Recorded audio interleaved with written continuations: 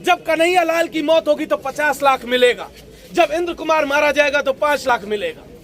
अगर लखनऊ में राहुल तिवारी मरेगा तो 1 करोड़ और जो है ओएसडी की नौकरी से लेकर के फ्लैट दिया जाएगा। लेकिन जब हाथरस का केस होगा तो पीड़िता को जबरदस्ती जो है पेट्रोल डाल के जला दिया जाएगा।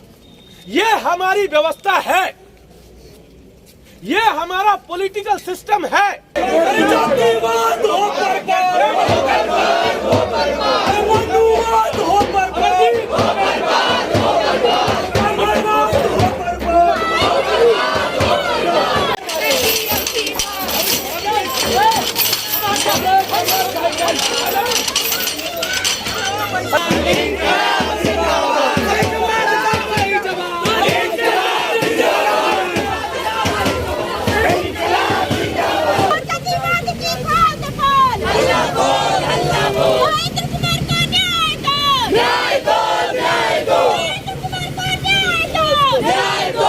क्या गुनाह था उस नौजवान का?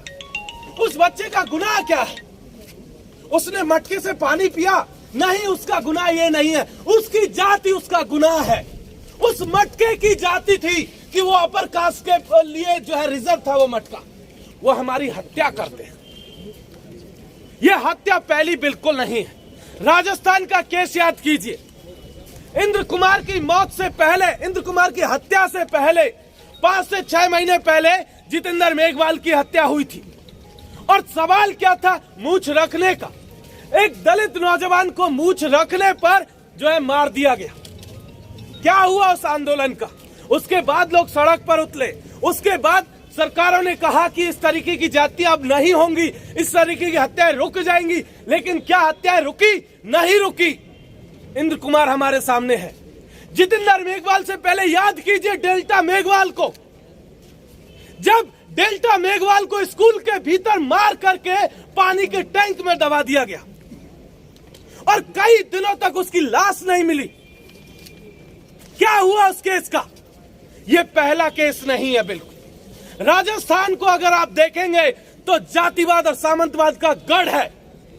तीनों में जो पीड़ित है उनकी जातियां देख लीजिए, और जिनके ऊपर आरोप है, जिन्होंने हत्याएं की है, उनकी जातियां आप देखिए, आपको पता चल जाएगा कि सब के सब एक जाति के लोग हैं।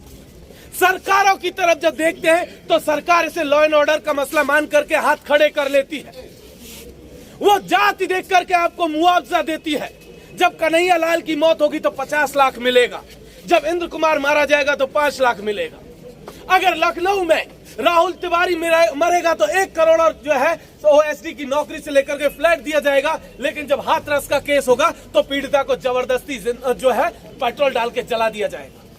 ये हमारी व्यवस्था है, ये हमारा पॉलिटिकल सिस्टम है।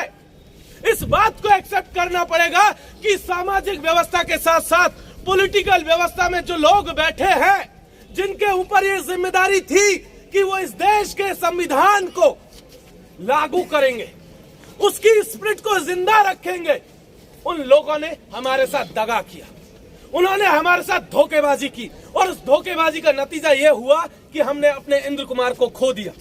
क्या गुनाह था उस नौजवान का? उस बच्चे का गुनाह क्या है? उसने मटके से पानी पिया? नहीं, उसका गुनाह ये नहीं है, उसकी जाति उसका गुनाह है। उस मटके की जाति थी कि वो अपर कास्ट के लिए जो है रिजर्व था वो मटका। ब्राह्मणवाद हो बर्बाद, हो बर्बाद, हो बर्बाद। जातिवाद नहीं सहेंगे, नहीं सहेंगे, नहीं सहेंगे। दलितों को मारना बंद करो, बंद करो, बंद करो। दलितों का शोषण बंद करो, बंद करो, बंद करो। देश में जो अमृत महोत्सव खासकर मनाया गया है, कल मोदी जी ने लाल किले की प्राचीर से जो भाषण दिया है, उसके आधार पे हम कह सकते हैं कि उस बच्चे के लिए, उस परिवार के लिए, उस राज्य के लिए और पूरे देश के लिए ये अमृत महोत्सव नहीं, एक नृत्य महोत्सव था। जय जय जय जय जय भीम, जय भीम, जय भीम, जय जय जय जय जय भीम, जय भीम, जय भीम, जय पेरियार, जय भीम, जय भीम, जय भीम, जय फुल्ला, जय भीम, जय भीम, जय भीम, जय मंडल, जय भीम, जय भीम, जय भीम, जय फातिमा, जय भीम, जय भीम, जय भीम। देखिए, ये मानसिकता कोई नई नहीं है।